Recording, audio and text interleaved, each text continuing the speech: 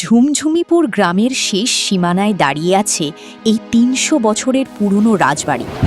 গ্রামের মানুষ বলে, অমাবস্যার রাতে এই বাড়ি থেকে নুপুরের আওয়াজ আর অদ্ভুত কান্নার শব্দ শোনা যায়। যেই ভেতরে গেছে সে আর সুস্থ ফিরে আসেনি।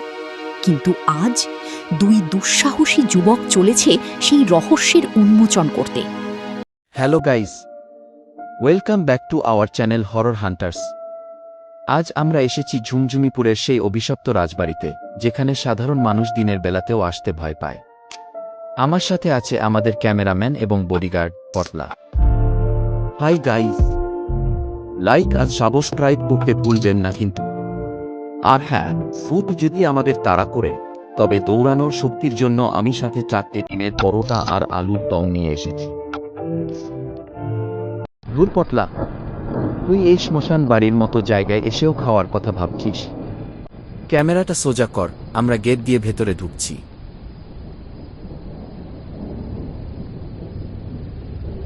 হঠাৎ করেই রাজবাড়ির মেইন গেটটা নিজে নিজেই বিকট শব্দে ক্রিচ করে খুলে গেল।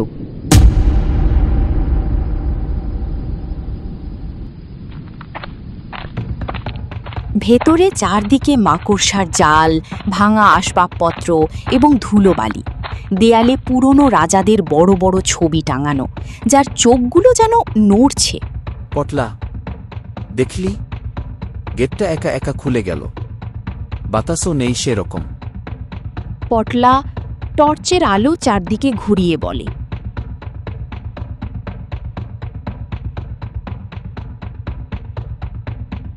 আরে ধুর, গেটের কবজিতে মরচে পড়েছে, তাই হয়তো। কিন্তু বল্টু, এই গন্ধটা পাচ্ছিস? কিসের গন্ধ? পচা লাশের গন্ধ, নাকি কোনো অতৃপ্ত আত্মার?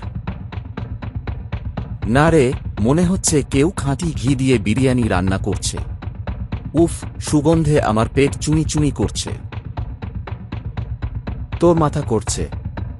ভূত কি এখানে রেস্তোরাঁ খুলেছে? চল ওই ওপরের ঘরের দিকে যাই। তারা যখন সিঁড়ি দিয়ে ওপরে উঠছে, হঠাৎ একটা বিড়ালের চিৎকার শোনা গেল। আর সেই সাথে একটা ছায়া দ্রুত দেয়াল বেয়ে চলে গেল। বল্টু ভয় পেয়ে বলে, ওরে বাবারে, ওটা কি গেল? মানুষ নাকি জিন? হঠাৎ ঘরের এক কোণ থেকে খড়খড় শব্দ হতে লাগলো। দেখা গেল একটা চটের বস্তা নড়ছে। পটলা সাহস করে নিচে নেমে বস্তাটা সরাতেই ভেতর থেকে লাফিয়ে বের হলো মন্টু কাকু। মন্টু কাকু হাতে একটা কাস্তে নিয়ে ড্যাব ড্যাব করে তাকিয়ে আছে। হা হা হা, তোরাও এসেছিস? তোদেরও রক্ত চুষে খাবে ওই মায়াবী ডাইনি। পালা, এখনই পালা। আরে, আপনি তো আমাদের গ্রামের মন্টু কাকু। আপনি মাঝরাতে এই ভুতুরে বাড়িতে বস্তার ভেতর কি করছেন? আমি এখানে পাহারা দিচ্ছি। আজ অমাবস্যা, আজ রাতে ওই রানীমা তার আসল রূপে ফেরে। ওই দেখ, ওই দেখ দেয়ালে। সবাই দেয়ালের দিকে তাকালো। দেয়ালে একটি রানীর বড় তৈলচিত্র ঝুলছে। অদ্ভুতভাবে ছবির রানীর চোখ থেকে টক টক করে লাল রক্ত পড়ছে। ওরে বাবারে, ছবি কাঁদছে, তাও আবার রক্ত। বল্টু, চল পালাই, আমার আর ভিডিও বানাতে হবে না। হঠাৎ ধূপ করে রাজবাড়ির সব দরজা জানলা বন্ধ হয়ে গেল। চারদিক অন্ধকার।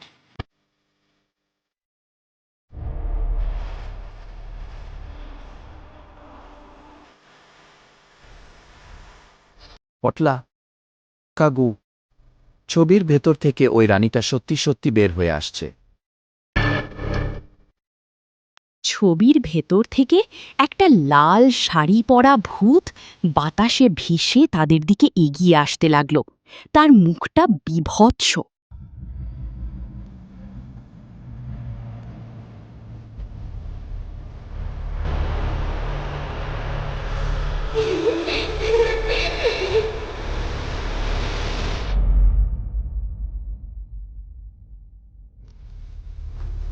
অনেক বছর পর তাজা মানুষের রক্তপাত। তোদের কাউকেই আমি ছাড়ব না। মন্টু কাকু লাফ দিয়ে জানলা দিয়ে বাইরে পালিয়ে গেল। ওরে বাবারে, আমি গেলাম। পটলা, কিছু একটা কর। তোর কাছে হনুমান চালিসা বা গঙ্গাজল কিছু আছে? ওষুধ তো নেই, কিন্তু আমার কাছে মায়ের দেওয়া করা লঙ্কার গুঁড়ো আছে, মেলায় ঘুগনি খাওয়ার জন্য এনেছিলাম। পটলা পকেট থেকে লাল লঙ্কার গুঁড়োর প্যাকেট বের করে পুরোটা ভূতের মুখের ওপর ছুঁড়ে মারল। ওরে বাবারে, চোখ গেল, মুখ পুড়ে গেল। তোরা মানুষ না রে, তোরা কসাই। ওরে বাবারে, বাঁচাও। ভূতটা মাটিতে পড়ে গড়াগড়ি খেতে লাগলো। তার কান্নার আওয়াজ একদম স্বাভাবিক মানুষের মতো শোনাতে লাগলো।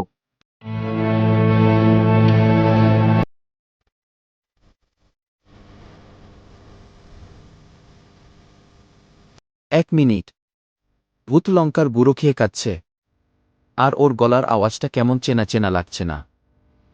দাঁড়া, এর মাথায় জল ঢালি।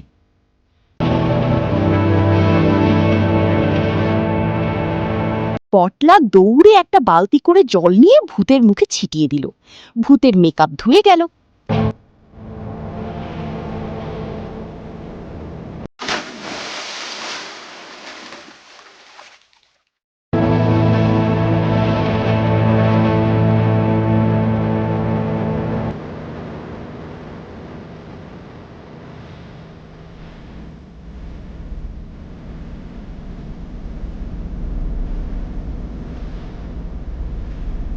বল্টু ক্যামেরা একদম মুখের কাছে নিয়ে, আরে, এ তো আমাদের পাশের গ্রামের জগা চোর।